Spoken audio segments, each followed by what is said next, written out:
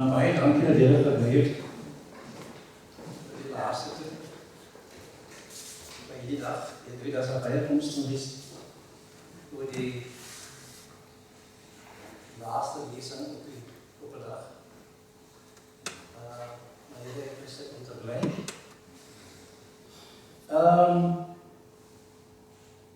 Ek gaan met julle gesels oor 'n boek wat ek in my vriend Manny Karsten so pas voltooi het. Die boek, die heet Ons kom van ver af.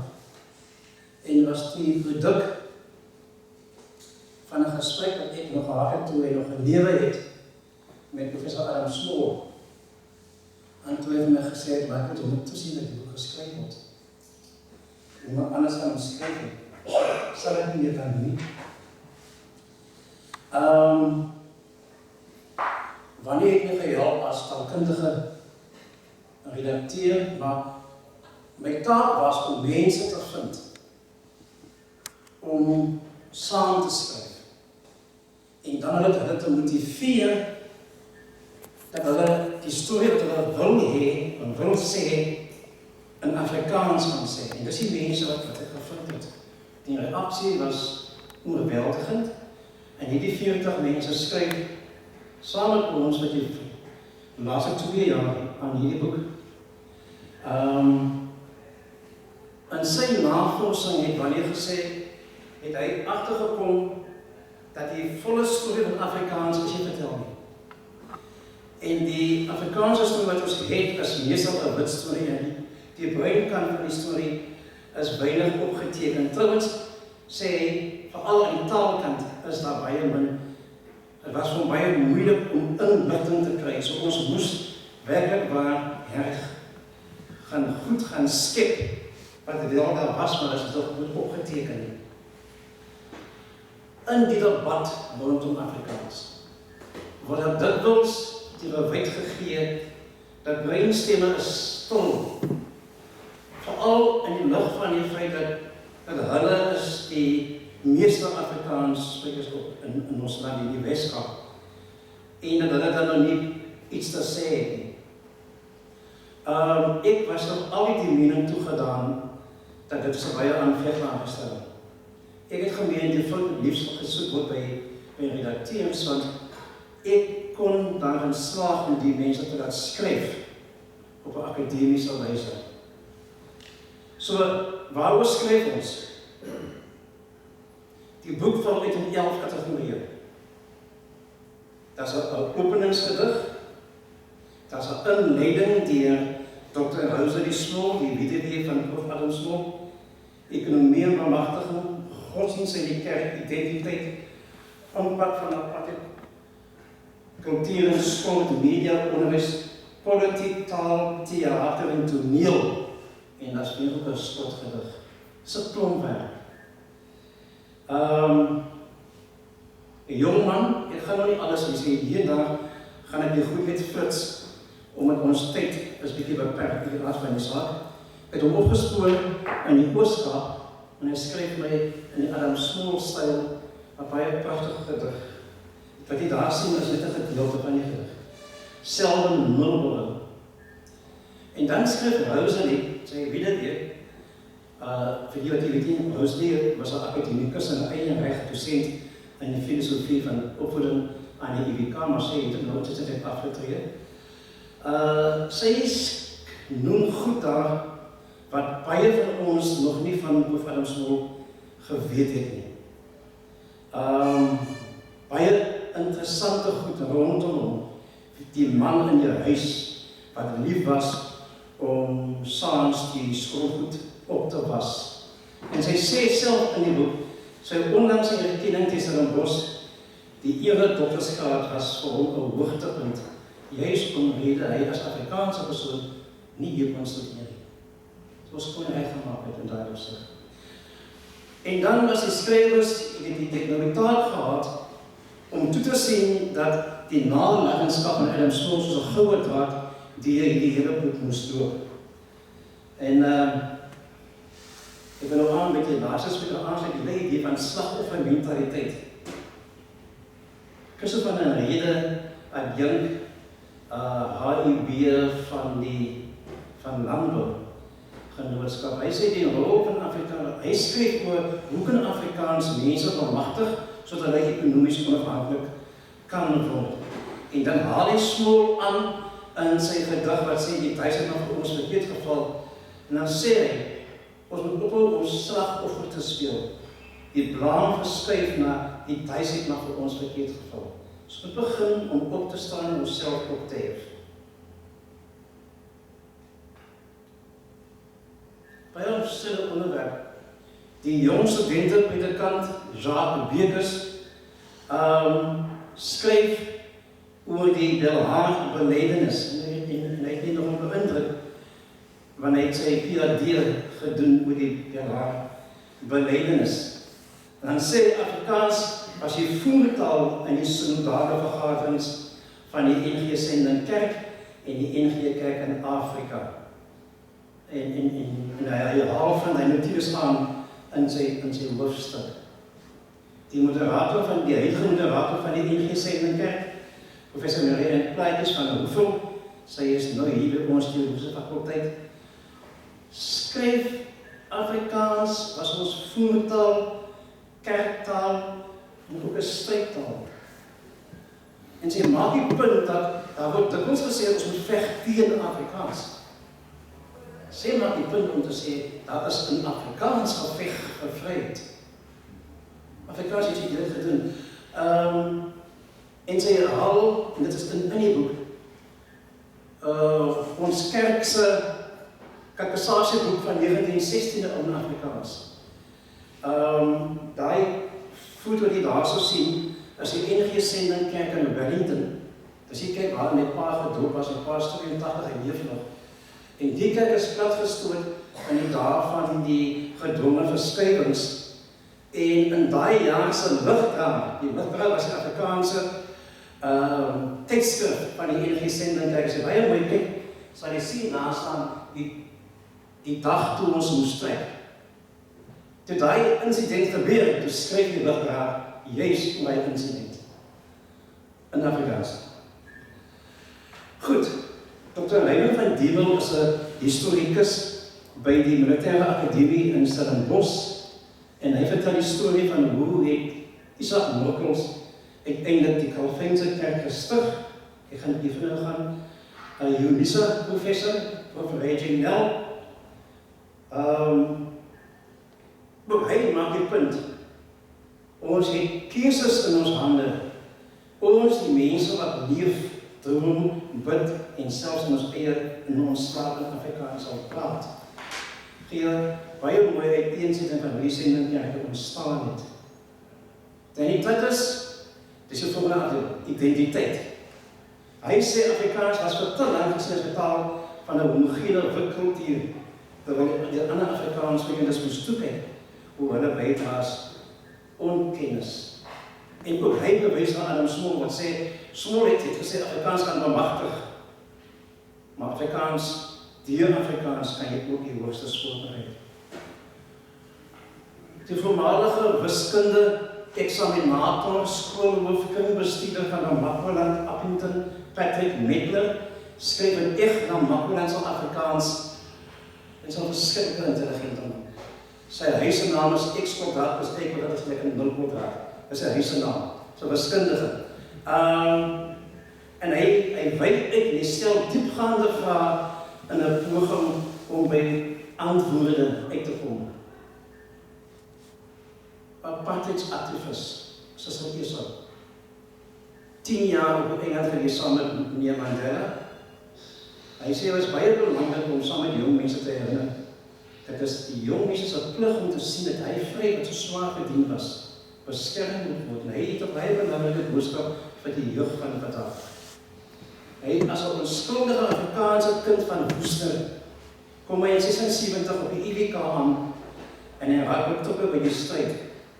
Hy is op die ou einde aangehou, eers in Victor Verster en toe op 'n eiland by van meneer Mandela Universiteit. Ek het hom later in my lewe self ontmoet, so 2 jaar later.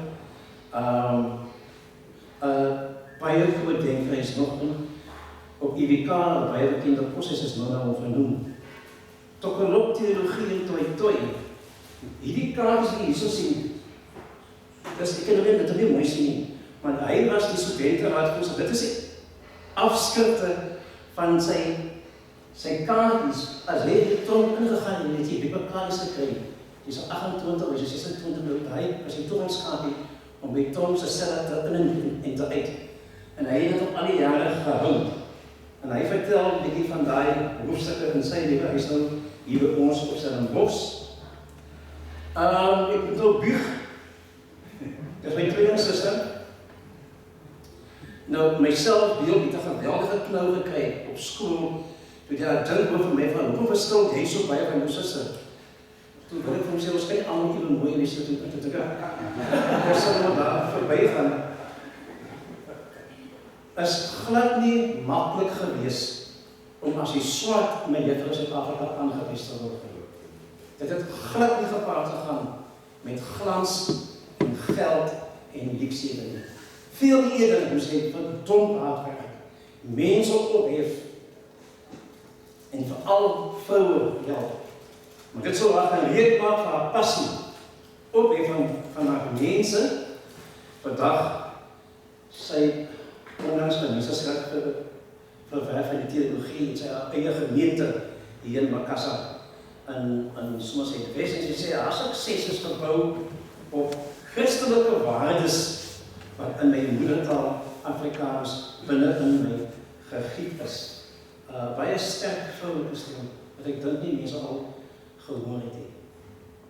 Charles Baker skryf oor sport en die bekende slogan, geen normale sport in 'n abnormale samelewing, en hy skets die lewe van Hassan Hawa. Ironies genoeg sê, sterf Hawa in 92. Hy sal nooit normale sport sien. So hartse storie. Ek self skryf 5 hoofstukke in die boek en ek gaan net met 2 praat, ek kan nog goed gaan ek maar nie, maar kyk nie, Woeslani Boema is 'n ode aan die Kaapse klopse, wat ek het 'n boek geskryf oor die klopse van Wellington, hier gaan ek 'n klein bietjie verder, en ek kyk ook na die Kaapse klopse, en hoe hulle myself gehandhaaf het in die apartheidsjare, en hoe hulle steeds daarin slaag, om jong mense te inspireer, om in Afrikaans te skryf, te dig, te komponeer en te sing.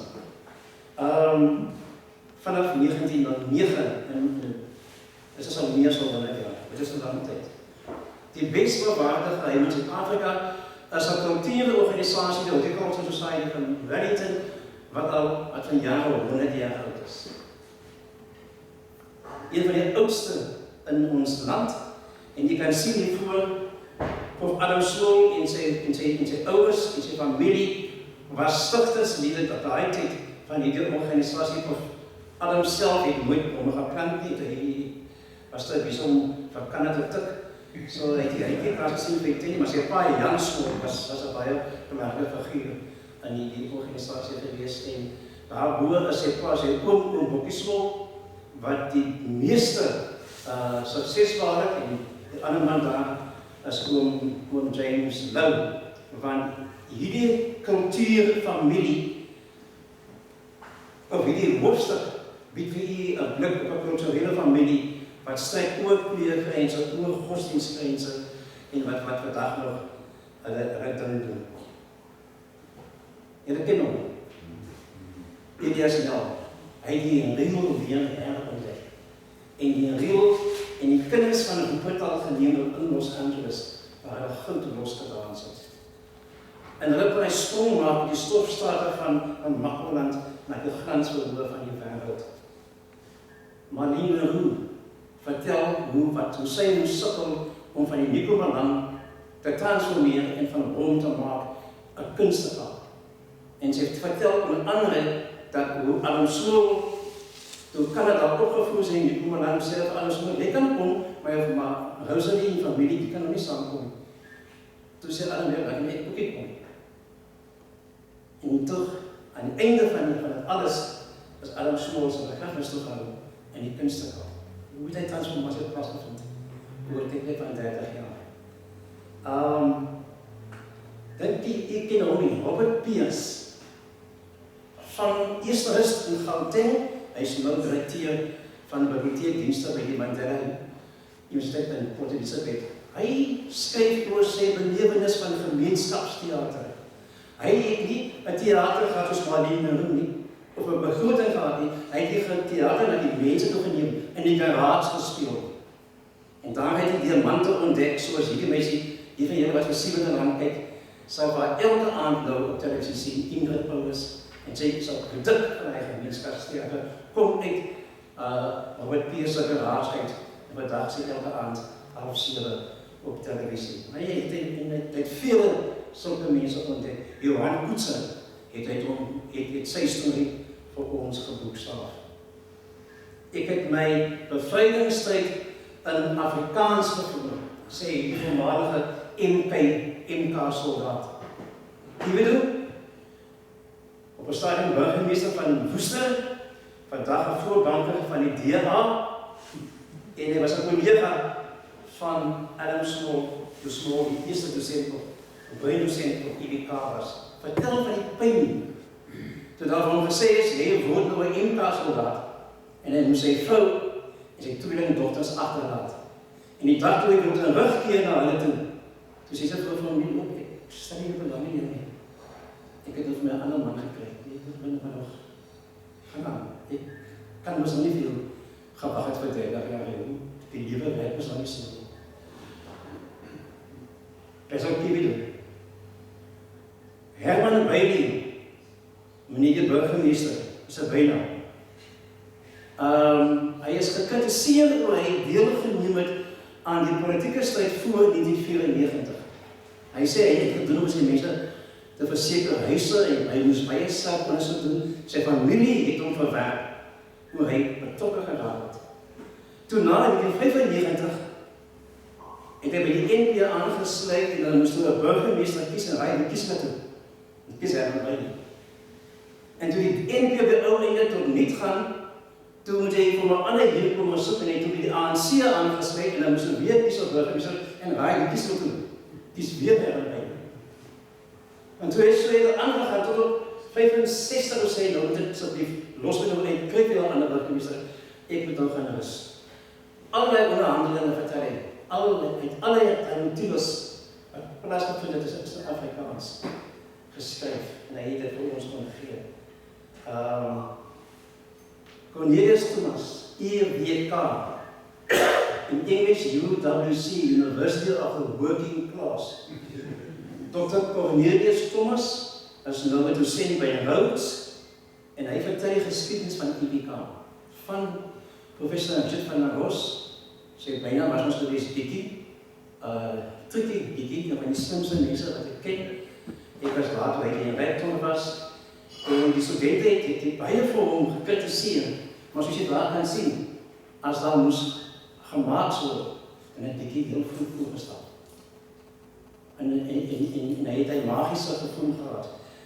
Saam met hom was daar mense gewees, soos Durant, Kiwido, en op die ou einde sê hy, want IWK het die stigma gehad, sy byna was gewees boeskollies, die kollies daar in die bos. IWK het hy deel afgeskik, en hy het allemaal gesien, ondanks aangewys, as die top Universiteit op Afrika kontinent, in fysische wetenskap, is het aangespond. Ek nie, dit het ook oor, as hy niet veel aanleiding gees, dan ga ek maar op. Julle ken hom Conrad Verdego? Hy sê, hy vertel die storie van die extra koerante. En hoe heet dit? Rapport extra, die burger extra. En in hy extraatjies was dit dikwels klomp emosie en politiek opgesluit. Hy sê, die extraatjies was die stem van die bruin mense in die tyd toe hulle die stemme gehad het. En sommige naskes rediteer het, sonderoggende het hulle uitgeval as hulle wat skryf gewoon het Verdego in die extras. Daar's baie stories wat ek even ons deel in die boek, soos die storie van die blou koppie. En kom sy elke oggend om dan, kry die mense nou reteer, en dan sit sy vir hom die blou koppie voor die neer. Wat jy van sê, is daar 'n rede hoekom ek elke oggend die blou koppie kry? Ja meneer, dit is orders van bo af. In die balans gestoel. Die mantel moes op iemand se skouers val. skouers van Henry Jeffers. Die ironie is, 3 minute, die heeft verlangs gestoel, en hy het vertel die storie van, hy sien daar sit staan, die stoel daar in die grote kantoor van die burger. En hy het gesê eie storie, maar hy sê, ek bly optimisties oor Afrikaans. Hy sê, ons klaar miskien soms te veel. Goed, ek gaan net vir jy 'n paar goed as ek nog flits. En die voormalige wetklomp van die onderwyscollege Hewitt Basil May sê dit was gekheid om die kontest te sluit. Daniel van Wyk vertel van die lewe in 'n poshuis. Hy vertel die storie van Auntie Rosie hier in Idasvallei, wat deur die jare 500 studente gehad het. Toe sy dag sterf, dus al 500 mense by haar begrafnis. Want sê hulle, haar huis was die neerblanke poshuis van Stellenbosch Universiteit. Staan in sy hoofstuk. Dis op 'n belangrike dan. Franklin Desmond Tutu te doopstudent wat jy hoor. Aartsbiskop Tutu is môre 85 jaar oud. Dan is hom gelukwens. En Dr. Son bel my nooit dag en hy sê my, kan hy nog 'n bydrae maak met die boek? Ek sê, wat wil Dok sê? Hy sê, op 'n stadium het iemand vir my gelaat kom. En vir my gesê, Franklin, jy moet sorg dat die taal opgeskryf word. Hoekom dink jy ek nie tong Afrikaans kan leer? En toe sê ek, goed, Dok Franklin, skryf jy vir my nou die vlakteks van die boek. As dit ook, kan ons dit by dit omsit. Maar die KBO, anders as hy wil, die PNKBO staan vir professioneel. Verteenwoordig Afrikaanse bruin onderwysers van apartheid. En hy het 'n geweldige rol gespeel, vreesloos beklei teen apartheid. En Archie Motini was een van die voormalige presidente en hy vertel daai storie. Franklin Sonn het dit uit van die sê baie kort, want hy as 'n voormalige president van die KBO word self skryf. Die Afrikaanse skrywers weet jy nog nie. Van Willem Fransman. Baie mooi. Fatima Ali. Ook student van Aitjies. Haar kunststudent by ons. Sy skryf dalk die eerste akademiese hoofstuk in 'n Afrikaanse boek volledig in Kaaps. En dit gaan lees.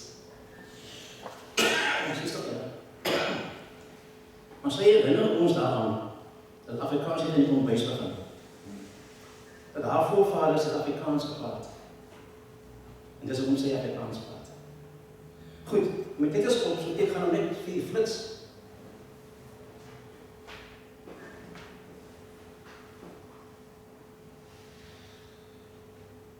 Ongelukkig het die hongerhand ingegryp en is professioneel ons al weggeneem. Hy gaan nou nie die produksie nie. Maar Rosalie het toch gevoel ons moet voortgaan. Om Prof. Adams se nalatenskap te eer, eerstens. Tweedens, om te bewys dat breinmense het daai mythe dat ons sal nie 'n stem hê in Afrikaans nie. Hoop ek is en sal met hierdie boek weer leer word. Die vraag is, wat moet ons doen as ek sê ek kan 40 mense kry en hulle almal is akademici soos jy gesien het en hulle almal is fyn opgevoede mense, hulle almal is doktors, soms is professore. As ek hulle kan kry dat hulle kan skryf vir 'n boek wat die akademie te doen gefinansier het, en ek moet dit sê, baie dankie, Tiwani, dankie professor. Die akademie het hierdie navorsing van my gefinansier, waarvoor baie dankbaar is. Hoe kry ons hy 40 mense om by die volgende vergadering hier te kom sit? Dis ons nie daar. Ek dink ek kan dit doen. Met hulp kan ek dit doen.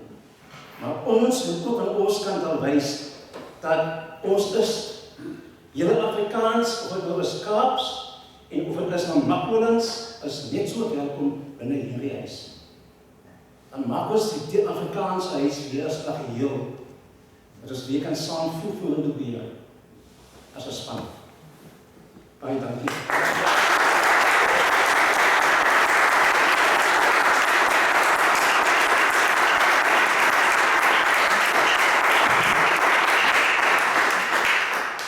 Baie dankie, Michael. Is daar 'n vraag? Ja. Wanneer word die boek uitgegee? Die uitgewer is Naledi en ons datum is die 16de Desember. Trouwens, ek het al 'n aanbod gekry van die SBA en die Kunstekaart dat hulle iets wil doen vir die, want dit was Versoeningsdag. En hulle wil iets doen op Versoeningsdag en dit is 'n versoeningsoomblik. Maar ek moet eers met die twee mense hier voorpraat want ek dink julle het iets op opsie op baie geleentheid, so ons moet eens daaroor praat. Nog iemand?